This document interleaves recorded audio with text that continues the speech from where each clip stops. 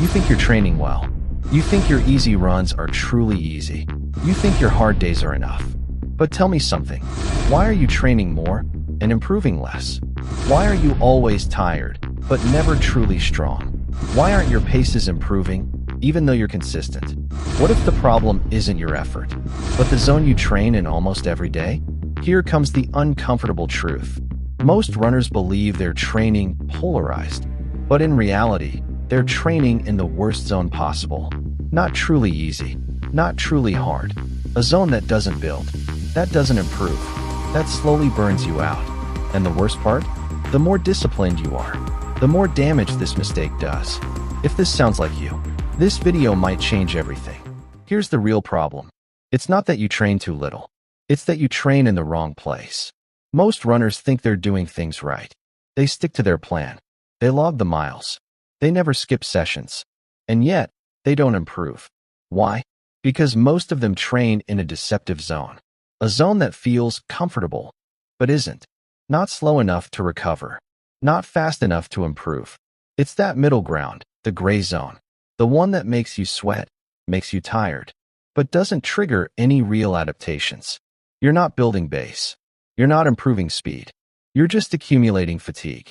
And here's the biggest self-deception of all. If it feels comfortable, it must be easy.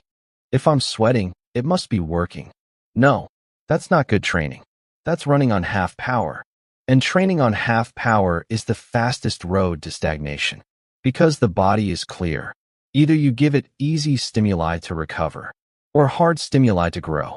It doesn't know how to progress in mediocrity. The danger? You don't notice this mistake in a week or two. You notice it after months of training and staying in the same place. And that's when everything starts to fail. This is the most common mistake and the most dangerous one. You think you're running easy, but you're not. You're comfortable. You're in control. You're feeling fine.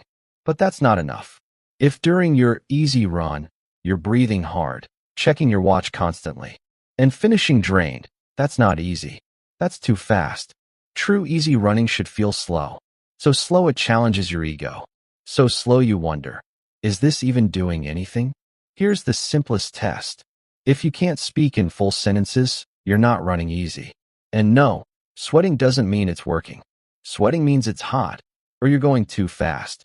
When your easy runs become steady runs, you break the entire system. You stop recovering. You stop building base. You stop showing up fresh for your key workouts. Then the inevitable happens. Hard workouts start going wrong. Your legs feel heavy. You lose that spark. And you end up training tired, day after day. This mistake is silent. It doesn't hurt at first. But month by month, it grinds you down. And the irony? The more disciplined you are, the more likely you fall into it. Because you don't know how to slow down. Because it's hard for you to ease off. Because you confuse effort with progress. And if that mistake is bad, the next one is worse. Because it turns every run into the same dull effort. And that's where most runners get stuck for years. Here's the mistake that makes everything worse. And almost no one sees it. Training in gray days. Not truly easy days. Not truly hard days. Always somewhere in between. You tell yourself, today, relaxed but with some energy. Let's make it count, but not kill myself. That's where the problem starts. You run a bit faster than you should. You start breathing harder. You finish sweating more than expected. Not easy, but not hard. The worst place possible. You're not building endurance.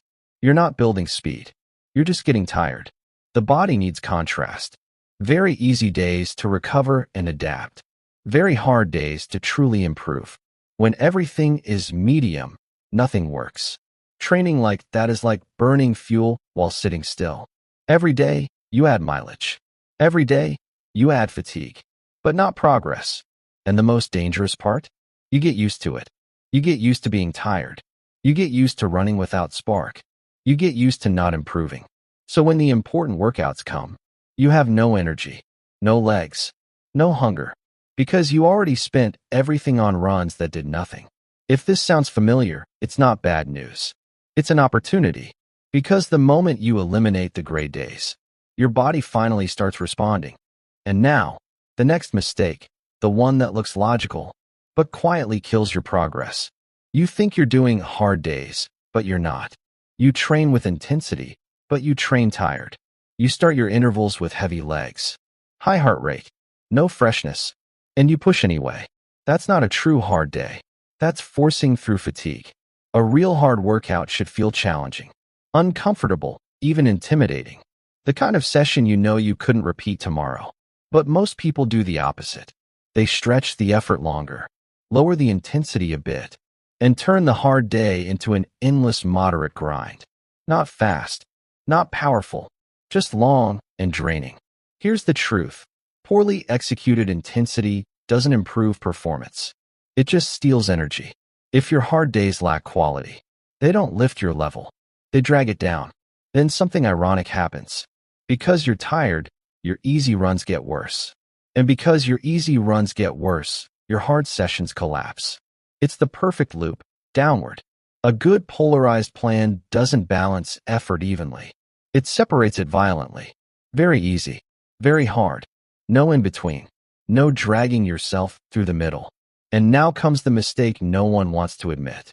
Because it means stopping the habit of copying others and starting to think for yourself. Copying elite runners without living like them. You watch how they train. You see they run slow many days and hard on others. And you think, if I do the same, I'll improve. But you're missing something huge.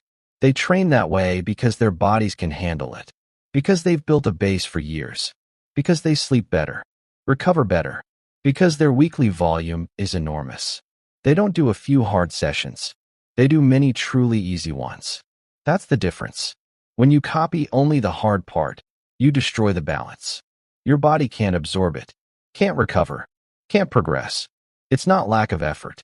It's lack of context. What works for them might not work for you. And the sooner you accept that, the sooner you'll start improving again. Now comes the important part, the practice. If your training is right, this is what happens. Your easy days feel truly easy. You could do more, but you don't. You finish fresh, eager to run again. Your hard days actually demand everything. You couldn't repeat them 2 days in a row. And that's a good sign. There's contrast, clear separation. You're not living tired anymore.